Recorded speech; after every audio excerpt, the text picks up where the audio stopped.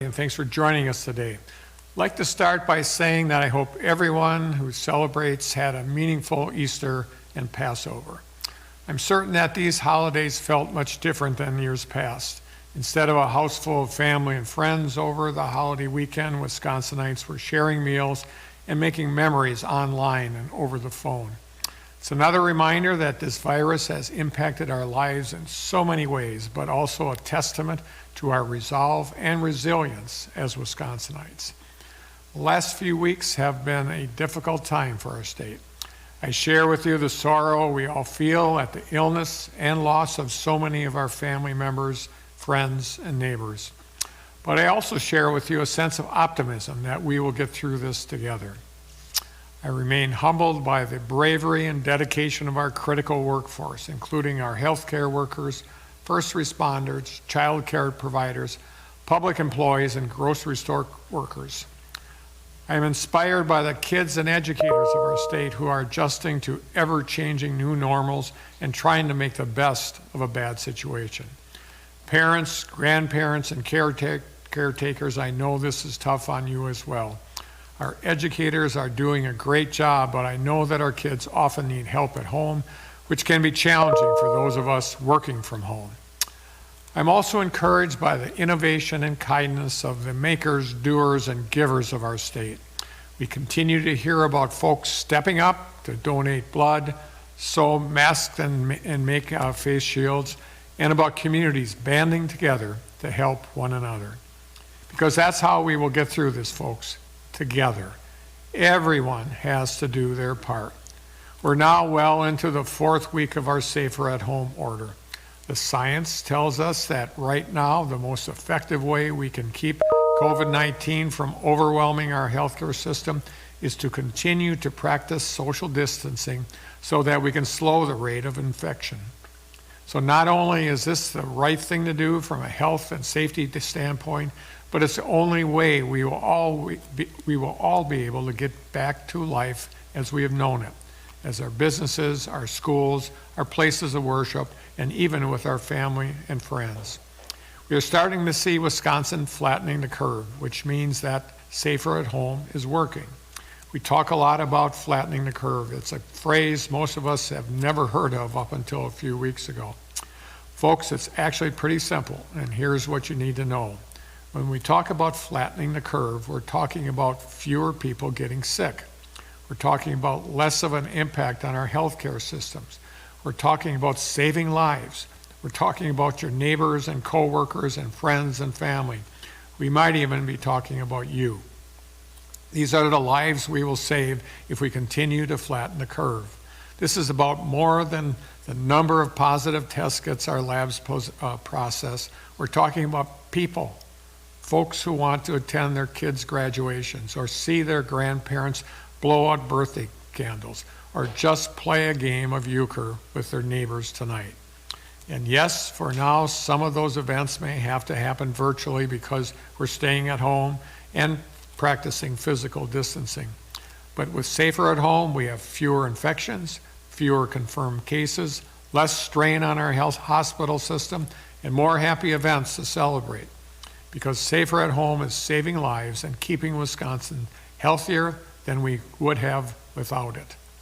I'm so thankful for you, Wisconsin, for taking Safer at Home seriously and continuing to protect your friends and family and yourself by following it. I know this goes against the grain for most of us here in Wisconsin. When there's a flood or a fire or a tornado, our natural instinct is to stand side by side and help each other, whether it's filling sandbags or distributing food or clearing debris from the road. This time is different, except for the folks on the front lines. The most help we can give each other is to keep our distance for now. Once the danger of COVID-19 is past, that will change, and we can be with each other safely again. And now I'll turn it over to Secretary-Designee Andrea Palm, who will give an update on the important work we're doing to continue rising to the challenges posed by COVID-19.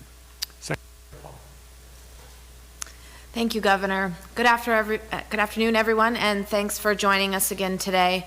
In this crisis, we must work together And just like all of you are working together to stay safer at home, DHS has been working through our State Emergency Operations Center strike teams to respond to our immediate needs and begin to prepare us for the next phase of this response. A lot of very smart people have been putting their heads together to provide us with the data we've needed to make policy decisions. Like the governor said, our data and our models tell us that the policies are working to flatten the curve. When we hear flatten the curve, we think graphs and lines and color coding and numbers. But we need to remember that the curves on those graphs represent people, and the flat line indicates our hospital capacity. If the people curve isn't below the hospital line, those who need hospital care won't get it.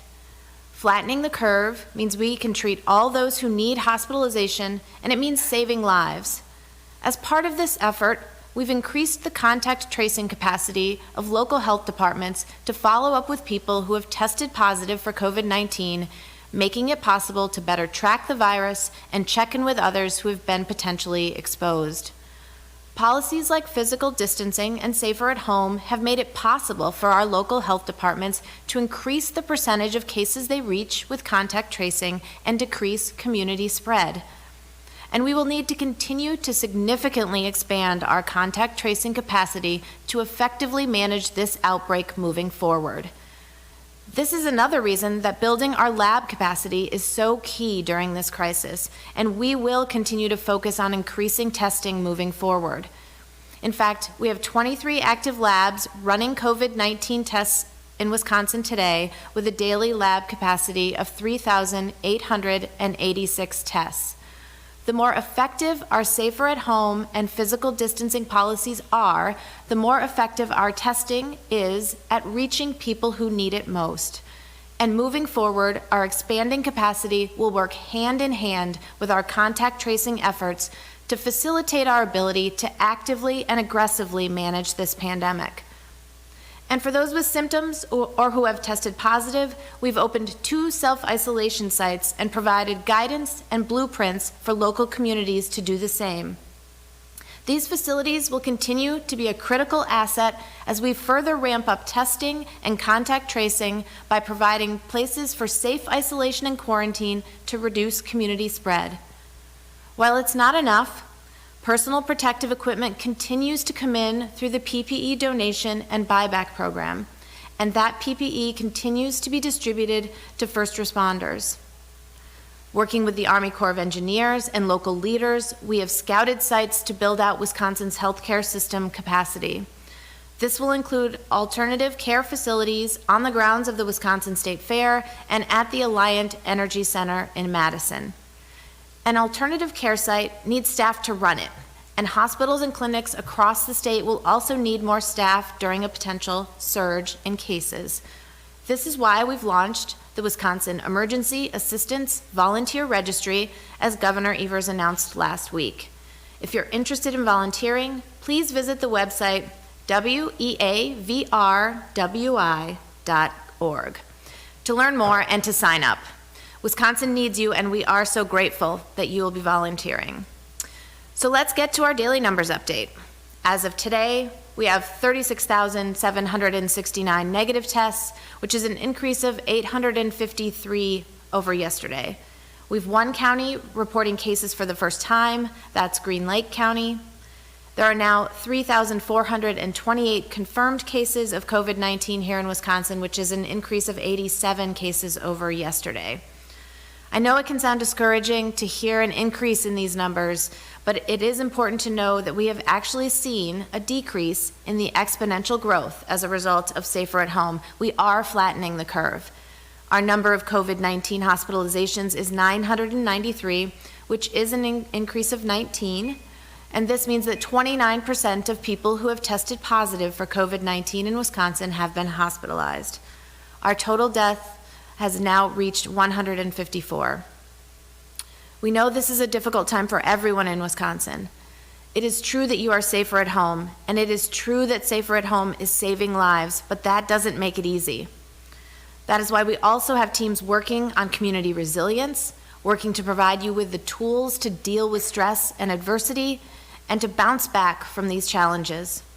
If you are looking for tools and resources about dealing with stress, I encourage you to visit resilient.wisconsin.gov to learn more about our Resilient Wisconsin initiative. This is a stressful time, and we need to remember that one way to reduce stress is to reduce our risk of infection. Each of us can do our part to keep ourselves and others healthy and safe by staying safer at home, practicing good health hygiene practices, and following physical distancing guidelines. Thank you for all your hard work, Wisconsin. We are making progress, and working together, we will get through this.